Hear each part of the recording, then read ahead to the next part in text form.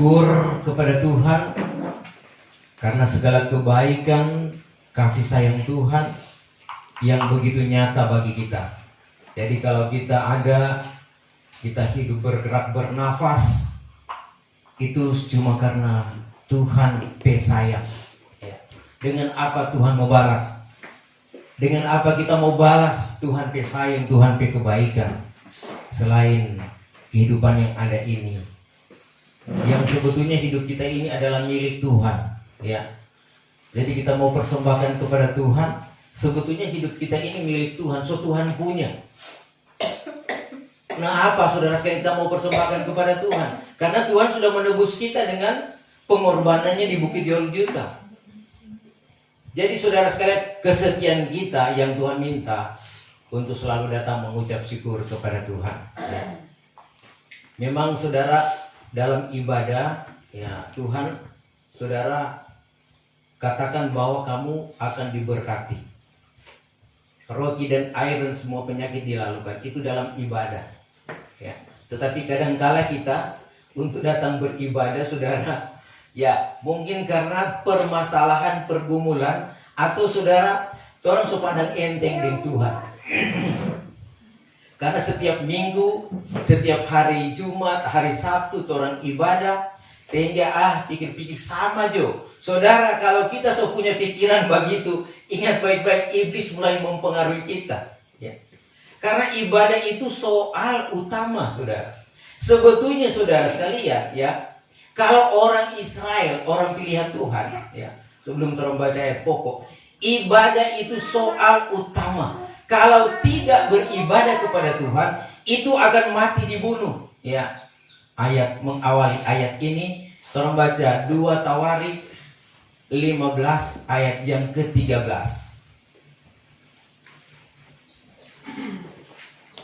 Bukan ayat pokok ini. 2 Tawarik ayat yang ke-13. Iya. 2 Tawarik 15 ayat yang ke-13. Dan barang siapa yang tiada akan berbuat bakti kepada Tuhan, barang siapa yang tidak berbuat bakti atau beribadah kepada Tuhan, Allah orang Israel, yaitu akan mati dibunuh. Ia akan mati dibunuh. Baik kecili atau bayi besar, baik besar, baik laki-laki, laki-laki atau perempuan, baik perempuan. ia akan mati dibunuh. Ya. Jadi saudara, sebetulnya utama saudara. Sebab itu ya, mari kita tingkatkan iman percaya kepada Tuhan agar supaya kita utamakan Tuhan, saudara. Karena hidup kita ini cuma dalam kemurahan Tuhan. Ya. Nah, saudara, ayat pokok kita akan baca, saya akan ambil di dalam Yohanes atau Yahya pasal yang ke-15 ayat 1 sampai ayat yang ke-8. Ya.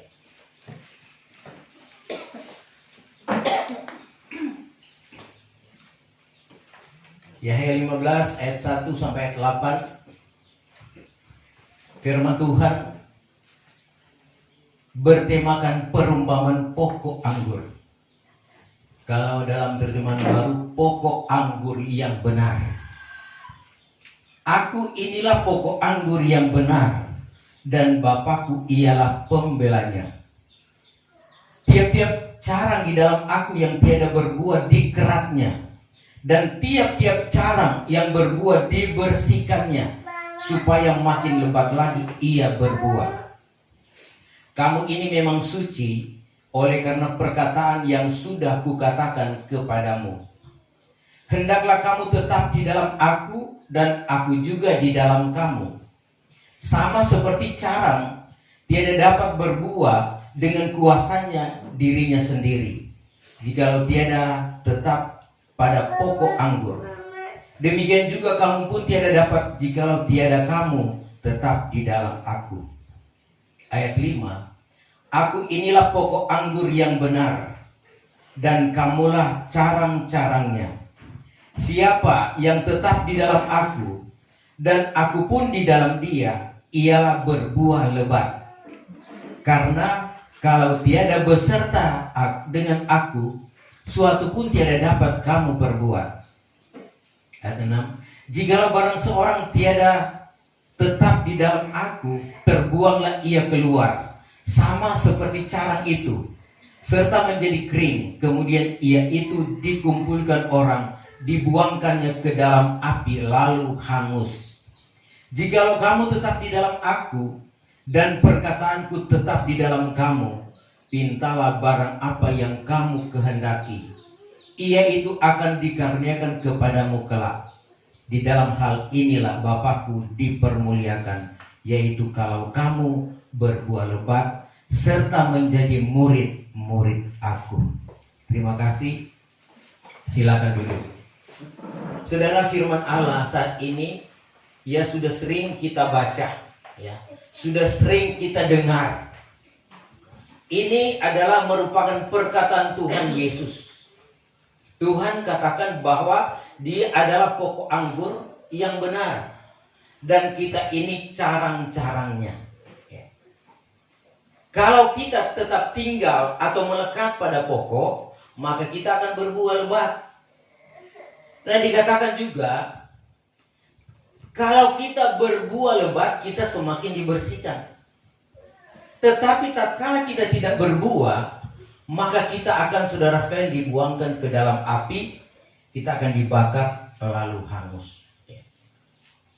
Saudara, ini adalah merupakan perumpamaan, yaitu masalah hubungan kita dengan Tuhan, kedekatan gereja Tuhan, ya, gereja Tuhan dengan Sang Pencipta, kedekatan gereja Tuhan dengan Juru Selamat. Ya.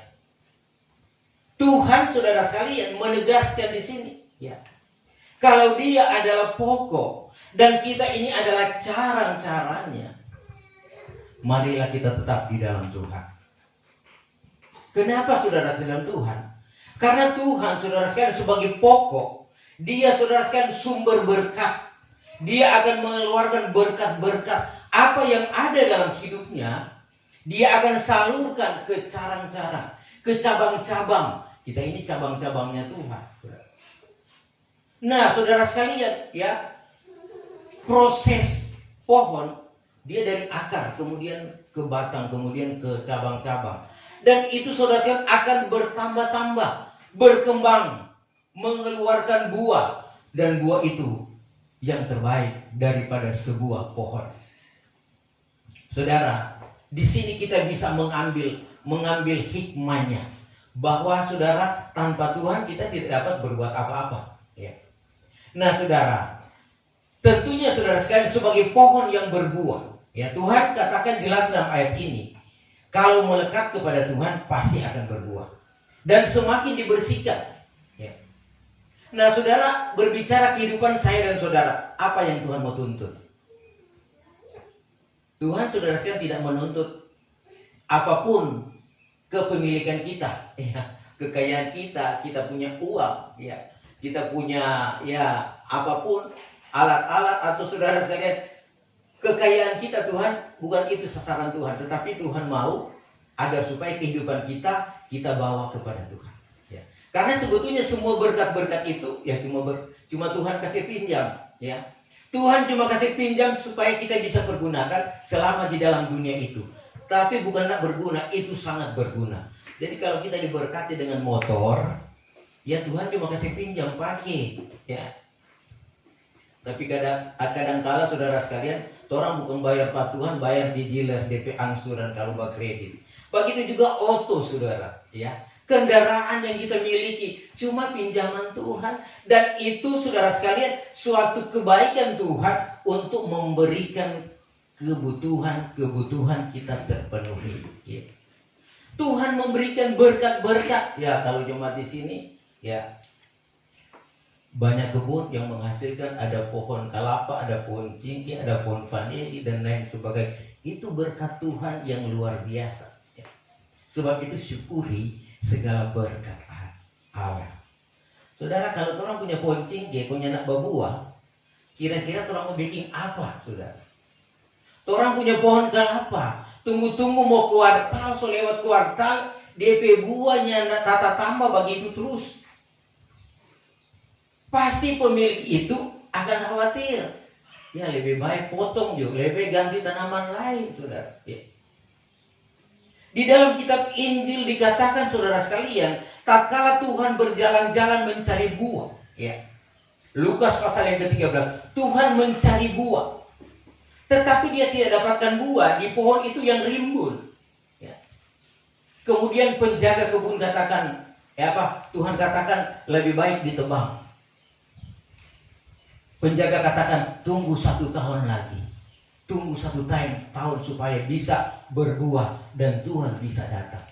Saudara, ini adalah merupakan program Tuhan bagaimana saudara sekalian kita bisa mengerti perumpamaan ini, yaitu tentang keselamatan saya dan saudara. Ya. Karena dikatakan oleh firman Tuhan, kebunnya Tuhan, yaitu saya dan saudara. Kita ini adalah kebun Tuhan. Ya. 1 Korintus pasal yang ke-3, saudara sekalian, kamu adalah rumah Allah, kamu adalah kebunnya Allah. Nah, Tuhan tentunya mengharapkan supaya kita bisa mengeluarkan buah-buah yang baik. Ya. Mari kita membaca, saudara, di dalam Yesaya pasal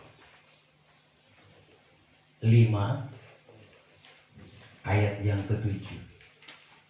Ayat yang ke-7. Bahwa sesungguhnya kebun anggur Tuhan seluas sekalian alam, itulah orang isi rumah Israel, dan segala orang Yehuda itulah suatu tanaman yang disukainya.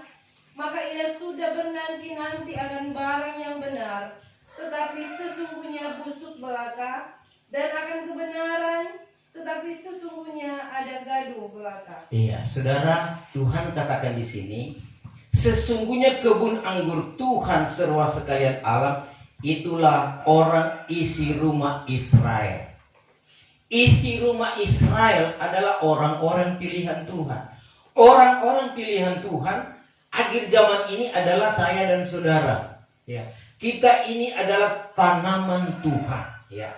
Bahkan dikatakan kita ini ditanam oleh Tuhan, benih yang terpilih, benih yang tulen, benih yang asli. Ya. Saudara, kalau petani mau bertanam, dia mau tanam milu, jagung, tentunya dia pilih yang bagus, yang baik. Kalau dia mau tanam kelapa pun begitu, dia cari bibit yang bagus, bukan yang saudara yang tidak baik. Ya. Apapun yang kita tanam, tentunya kita harus sortir dia punya biji itu, ya. Dan dikatakan saudara sekalian, kita ini biji yang tulen, asli, ya. Kita baca Yeremia 2 ayat yang ke-21.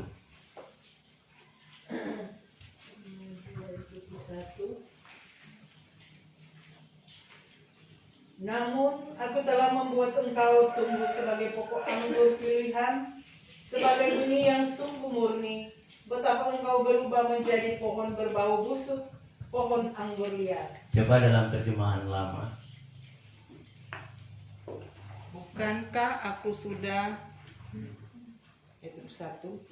Bukankah aku sudah menanam engkau seperti pokok anggur yang terutama daripada benih yang tulen? Maka bagaimana gerangan engkau sudah berubah begitu dan menjadi pokok anggur hutan yang amat rusak tabiatnya? Iya, saudara, dikatakan saudara, ya, bukankah aku huruf besar Tuhan, sudah menanam engkau seperti pokok anggur yang terutama daripada benih yang tulen atau asli. Bagaimana gerangan engkau sudah berubah begitu menjadi pokok anggur hutan yang amat rusak tabiatnya. Ini berbicara tentang orang-orang Israel, saudara. Ya. Tuhan sudah memilih, ya. Tuhan sudah menentukan bahwa dari segala bangsa yang ada hanya kamu kukenal. Tuhan sudah menyelamatkan mereka, memimpin mereka mengeluarkan daripada perbudakan Mesir. Dikeluarkan, saudara sekalian, untuk diberikan suatu tanah perjanjian, yaitu tanah Kanaan, yang Tuhan katakan di sana penuh dengan kesenangan, ya, madu dan susu, penuh dengan kemanisan, artinya penuh dengan kesenangan. Dan saudara kasih dalam Tuhan, Demikian juga Tuhan menuntun, memimpin. Dalam padang belantara mereka disertai Tuhan dengan tiang awan, tiang api.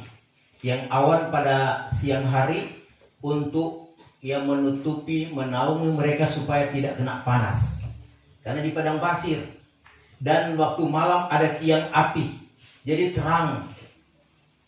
Itulah penyertaan Tuhan. Setiap hari Tuhan beri makan, beri minum. Ya. Meskipun kadang-kala mereka kekurangan. Ya. Tidak ada makanan, tidak ada minuman. Itu terjadi karena Tuhan menguji mereka. Ya.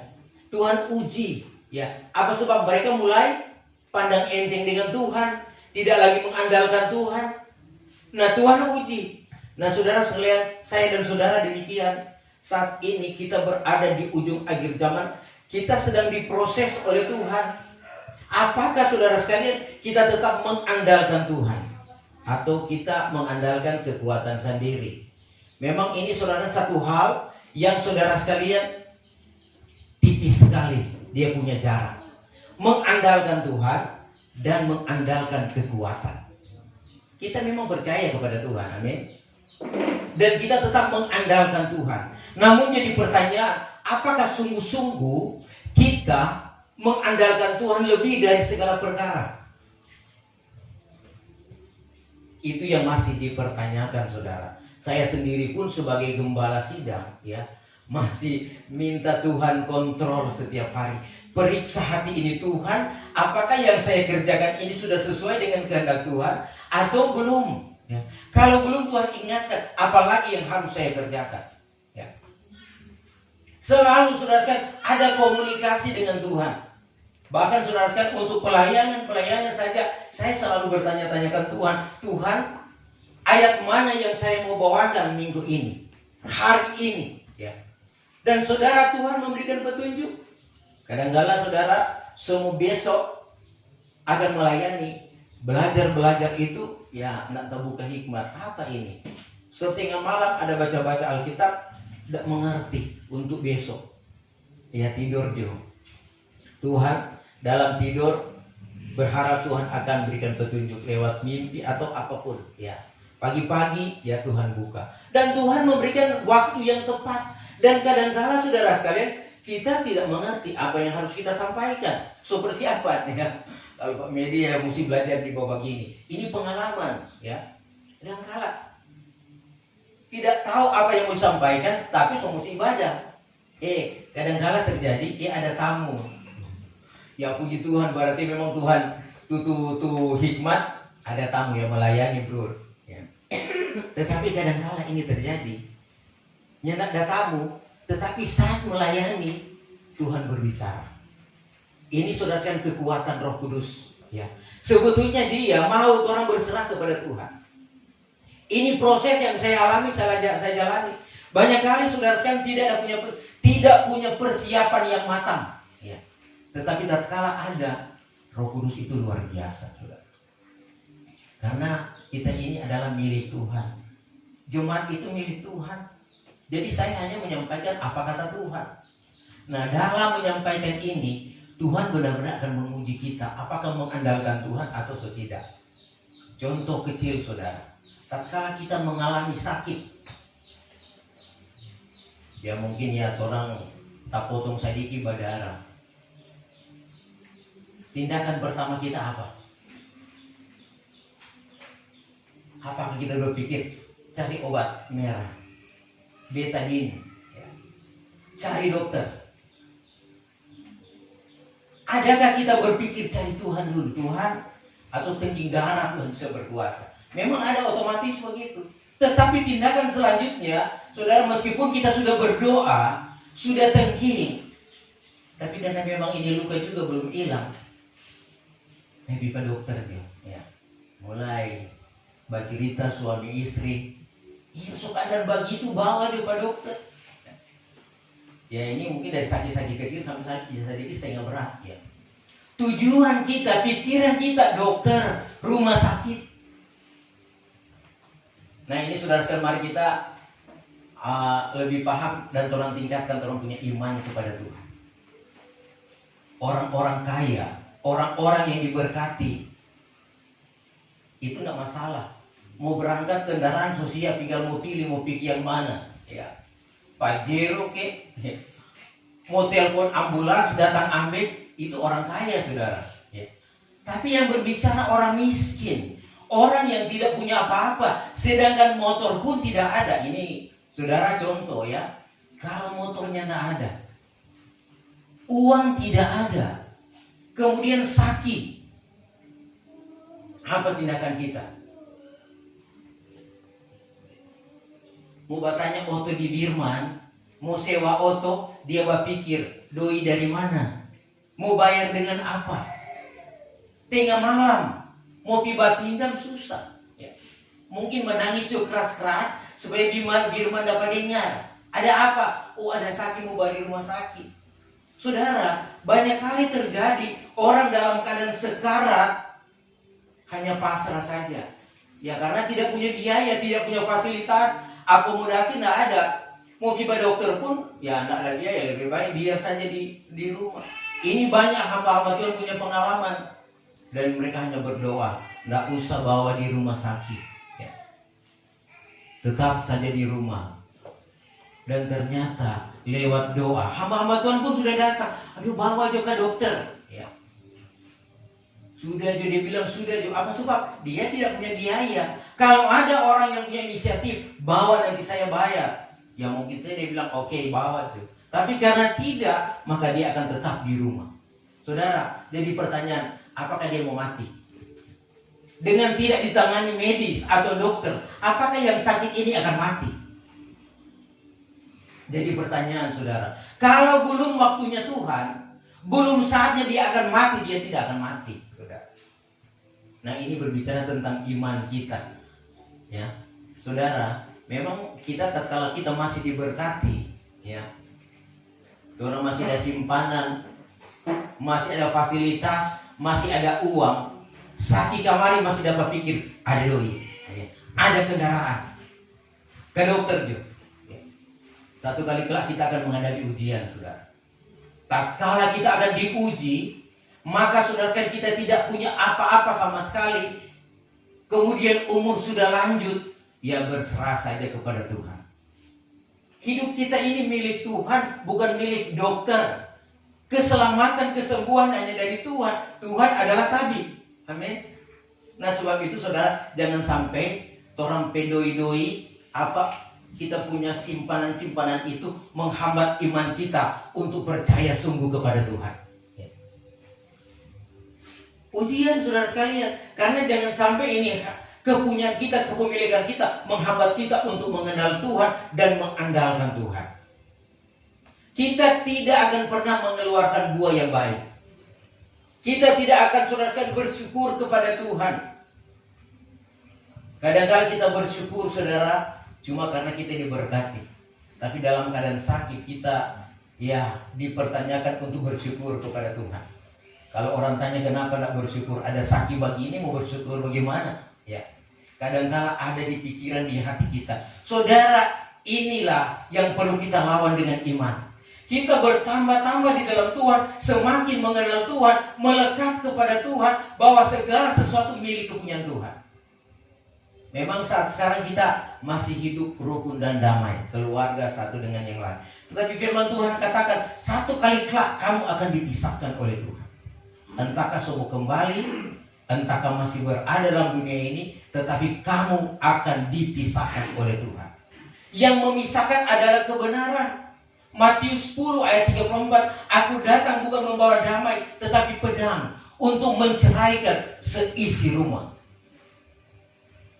Ini akhir zaman, ini adalah merupakan proses iman. Ya.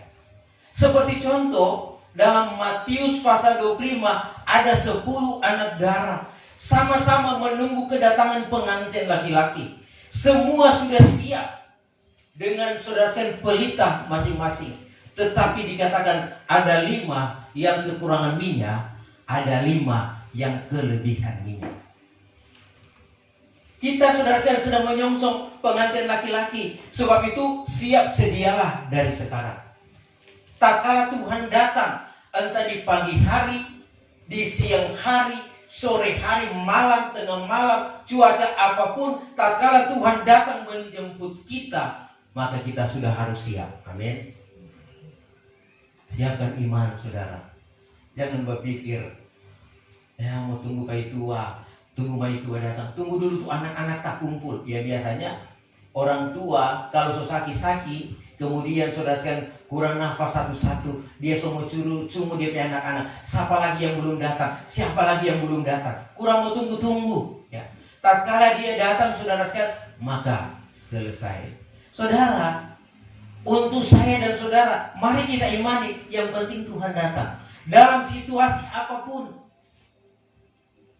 Saudara, rasul-rasul Tuhan mati itu memang luar biasa. Ada yang saudara sekalian dipotong, ada yang digantung, ada yang disalib.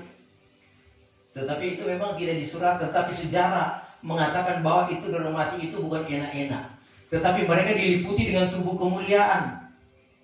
Sama dengan Stefanus. Stefanus tatkala dia dirajam dengan batu, dicambuk, berdarah saudara. Penuh dengan luka-luka. Dan dia melihat langit terbuka. Dia lihat Bapa di sorga. Dia melihat kemuliaan sehingga tatkala dia dirajam, dicambuk, dipukul, dilempar dengan batu, dia tidak merasakan apa-apa. Apa sebab? Diseliputi tubuh kemuliaan. Sehingga dia bisa berkata, ya Bapa, jangan tanggungkan dosa ini kepada mereka. Ampunilah mereka. Karena mereka tidak tahu apa yang mereka perbuat. Kita pun mengalami aniaya yang demikian masalah. Mungkin kita difitnah, dijelek-jelekan, tidak dihargai. Jangan kita balas. Kebencian jangan kita balas dengan kebencian. Ya. Tetapi mari kita datang kepada Tuhan. Karena hanya sedikit saja waktu kita dengan Tuhan.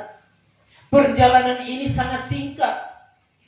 Ada dalam satu cerita saudara, dalam satu kereta, ini satu perumpamaan, dalam satu kereta yang ada seorang nenek yang sudah duduk, kemudian datanglah ini pengusaha mau ke pasar. Dia dengan muatan, ada rampa-rampa di situ, ada bawang, ada ya dengan keranjang-keranjang dia mulai muat. Kemudian ini nenek ini semakin terjepit, tidak berdaya ya. Sehingga dalam keadaan tidak berdaya, si nenek ini hanya diam. Malah dia membantu menarik ini keranjang-keranjang yang ada di sampingnya. Kemudian seorang ibu ini, dia lihat ini nenek ini, kenapa nenek tidak marah? Dia tanya nenek, kenapa nenek tidak marah? Nenek sudah terjepit, so karena dengan dia punya bahan-bahan untuk dijual. Nenek hanya tersenyum. Nenek bilang begini, saudara, ya, tidak perlu memarah karena perjalanan kita terlalu singkat. Nanti di halte berikut saya akan turun. Untuk apa marah? Ya. Demikian juga perjalanan iman kita. Kadang-kala kita disinggung, kadang-kala kita saudara sekalian ya ada bentrok, ada masalah-masalah kecil. Saudara, mari tolong tetap tenang. Kenapa? Di halte keberapa orang tidak tahu kita akan berhenti. Artinya tatkala Tuhan panggil kita, orang mau turun di halte keberapa, jarak berapa puluh tahun lagi kita akan hidup.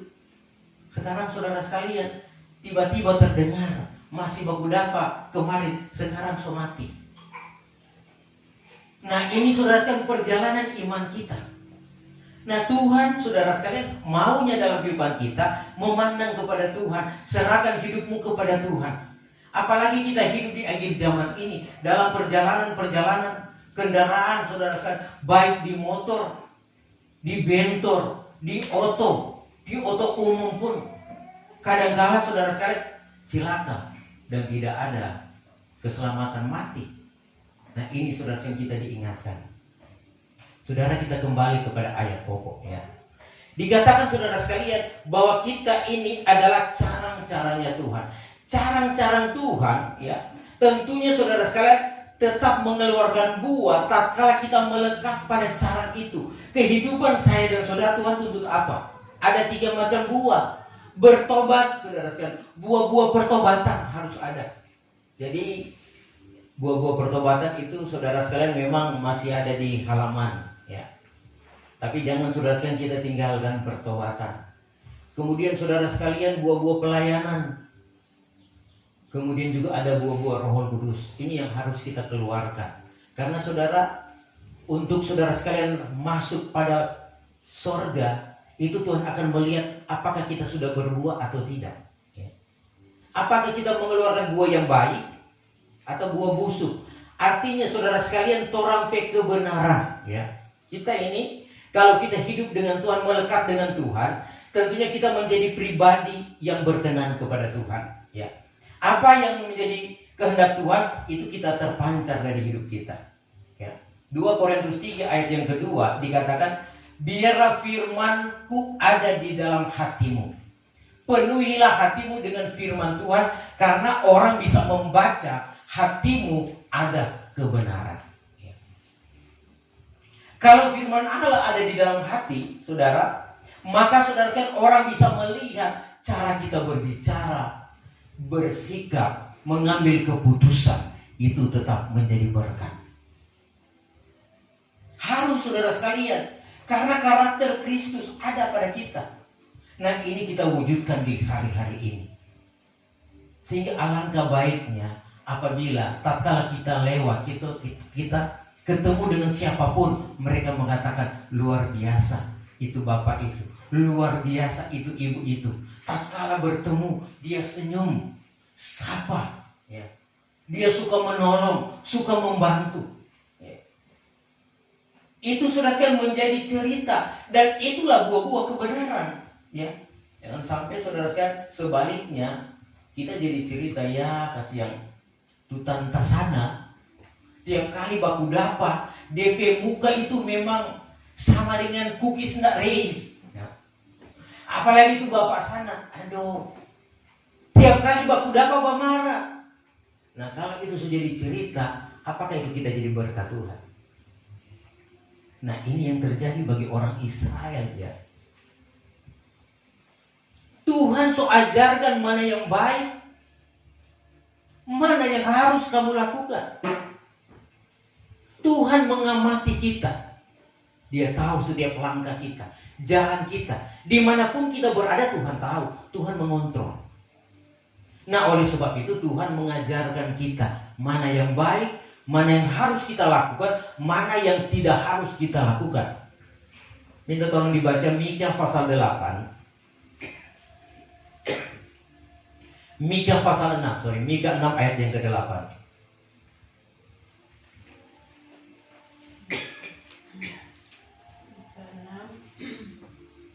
Mika 6 ayatnya yang ke-8. Hai manusia, telah diberitahukan kepadamu apa yang baik dan apakah yang dituntut Tuhan daripadamu, selain berlaku adil, mencintai kesetiaan, dan hidup dengan rendah hati di hadapan Allahmu. Iya. Hai manusia, ini terjemahan baru. Telah diberitahukan kepadamu apa yang baik dan apakah yang dituntut Tuhan daripadamu, selain berlaku adil atau insaf, mencintai kesetiaan, dan hidup dengan rendah hati di hadapan Allah. Tuhan suka kasih tahu. Jadi tinggal kita mau menerima dan mau melakukannya. Ya. Karena saudara, di dalam saudara sekalian Matius pasal yang ke-13 itu ada beberapa penaburan. Ya. Benih yang ditabur. Ya. Ada yang jatuh di jalan, ada yang jatuh di tempat yang berbatu-batu, ada yang jatuh di semak duri. Kemudian itu pun tidak akan pernah bertumbuh baik, tetapi belum sempat berbuah sudah mati. Tetapi ada juga yang saudara sekalian bertumbuh di tanah yang baik. Di tanah yang baik dia akan bertumbuh, dia akan menjadi besar, berkembang dan mengeluarkan buah. Dan inilah berbicara tentang kehidupan kita gereja Tuhan yang mendengar firman, taruh di dalam hati dan melakukannya, merenungkan siang dan malam, sehingga iman kita bertambah-tambah, Iman bertambah-tambah kepercayaan kepada Tuhan, dan kita akan melihat pertumbuhan rohani kita luar biasa. Tapi kalau benih taruh di batu, ya batu itu cuma ada tanah sedikit. Tatkala panas datang dia akan mati. Kalaupun dia tumbuh di semak duri, dia akan saudara sekalian mengalami himpitan, dia akan bertumbuh tidak sehat. Apa sebab? Muka kanan ke kiri tak tusuk duri, tidak sehat. Iman kita demikian, saudara.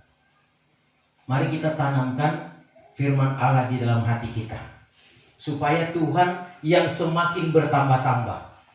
Dan saudara, dikatakan firman Tuhan, kalau kamu tetap di dalam aku dan aku tetap di dalam kamu, mintalah apa yang kamu minta, pasti akan diberikan kepadamu. Itu dikatakan di dalam ayat dalam ayat pokok tadi, Yahya 15 ayat yang ke-7. Ayat yang ke-7, jikalau kamu tinggal di dalam aku dan firman-Ku tinggal di dalam kamu, mintalah apa saja yang kamu kehendaki dan kamu akan menerimanya. Iya. Jadi ceritanya, saudara, ini firman Tuhan. Kalau orang punya firman, kita percaya kepada Tuhan, kita melakukan kehendak Tuhan, Tuhan katakan minta apa yang kamu mau, pasti akan diberikan kepadamu. Amin. Itu Tuhan yang berjanji. Kalau Tuhan berjanji, dia bukan seperti manusia. Datang kemari ya, nanti kita mau kasih. Dan kalau sepiki, so tunggu-tunggu, tidak dapat-dapat. Tapi kalau Tuhan, dia berjanji, dia bukan manusia. Ya. Tapi dia akan memberi yang terbaik. Tetapi kadang-kala saudara, kalau kita minta salah, kita salah meminta. Nah itu sebabnya Tuhan belum langsung kasih. Tuhan sebetulnya, ya dia katakan, tangannya tidak terlalu singkat untuk menolong kamu, memberkati kamu. Dan DP talinya itu tidak terlalu jauh untuk mendengar trompet doa. Tetapi karena orang perlu dibetulkan dulu langkah kita. Perhatikan langkah kita. Kalau langkah kita sudah benar, saudara, apa yang kita minta kepada Tuhan, Tuhan akan memberikan yang terbaik. Apa yang kita meminta kepada Tuhan di hari-hari ini? Saudara, namun utama di situ kita harus andalkan Tuhan. Sebetulnya saudara, kita tidak perlu meminta kepada Tuhan. Tuhan minta supaya kita dengar firman Tuhan dan kita lakukan. Tatkala kita dengar dan kita melakukan, dia gembala yang baik. Dia tahu kebutuhan kita. Kadangkala yang terjadi, kita tidak tahu apa yang kita butuhkan, tetapi Tuhan lebih tahu. Sebab itu kadangkala terjadi, tiba-tiba kita sudah tidak punya apa-apa di rumah, tiba-tiba berkat datang. Siapa yang bawa berkat, saudara? Kalau bukan Tuhan yang gerakan, dia tidak akan sampai di rumah. Kadangkala kita kekurangan uang, dana untuk perjalanan. Tiba-tiba ada yang masuk, ada yang bawa. Saudara, semua Tuhan siapkan bagi orang yang mengasihi dia. Nah oleh sebab itu saudara sekalian, di hari-hari ini kita semakin dekat dengan Tuhan. Karena kesempatan yang ada ibadah seperti ini, saudara, tidak selama-lamanya kita akan sama seperti ini. Ya. Satu kali kelak kita akan dipanggil Tuhan satu-satu. Ya.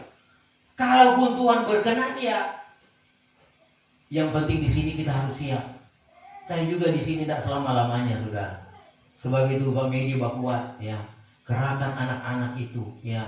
Saya juga selalu berdoa Kristo tetap di dalam pelayanan. Karena dia adalah merupakan aset keluarga untuk jadi hamba Tuhan.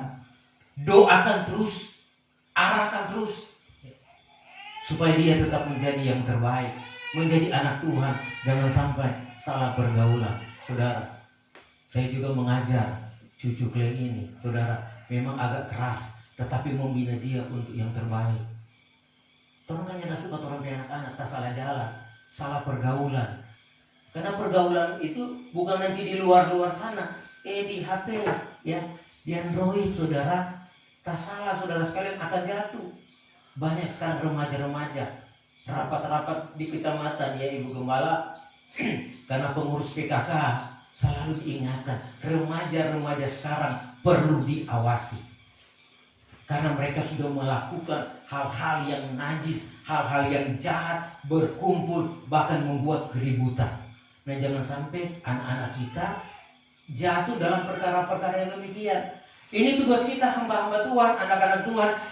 Tugas kita sebagai orang tua, jangan sampai kita salah sayang anak. Kalau perlu, dia cambok sedikit. Dia cambok. Karena kalau orang tua yang cambok, dia marah pun tapi tidak seberapa. Coba orang lain, saudara.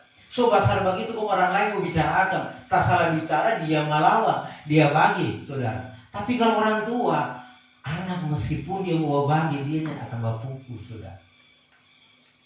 So itu kesempatan ini orang tua yang saya selalu ingatkan. Keras pak anak-anak, jangan sampai kasih yang tak salah. Orang suka orang anak-anak jadi baik, saudara. Jangan sampai sejatuh lebih dulu. Ya. Saya juga hamba Tuhan yang mendoakan jemaat, anak-anak sampai cucu-cucu, tetap dia doakan supaya tetap ada di dalam Tuhan. Saudara, doa orang benar itu besar khasiatnya. Doa ini saudara sekalian bukan akan terhapus, tetapi akan berjalan terus. Tuhan mendengar doa orang yang benar, dan itu akan saudara sekalian terrealisasi bagi anak-anak kita, cucu-cucu kita, supaya mereka berjalan di dalam kebenaran, melakukan apa kehendak Tuhan.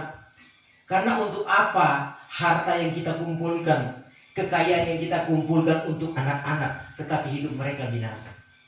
Tuhan katakan, apa gunanya kamu memiliki harta seantero dunia ini, tetapi jiwa binasa. Berarti jiwa itu sangat berharga, sangat mahal, saudara sekalian. Sebab itu mari kita bentuk dengan firman Tuhan, selalu datang merendahkan diri kepada Tuhan, mengaku salah kita, dan jangan berbuat dosa lagi.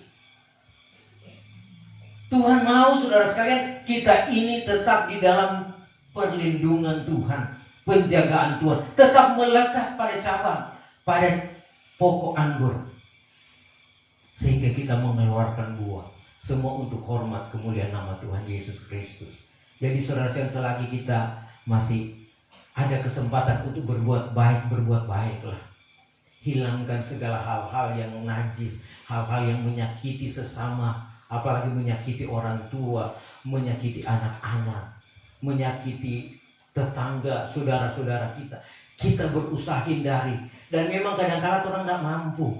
Kita sayang pada dia, tapi mau bicara, mau mengaku pada dia, tidak bisa. Saudaranya perlu bilang pada dia, robah tu cara dan bilang pada Tuhan, Tuhan, kita sudah salah Tuhan, kita susah sakiti pada dia.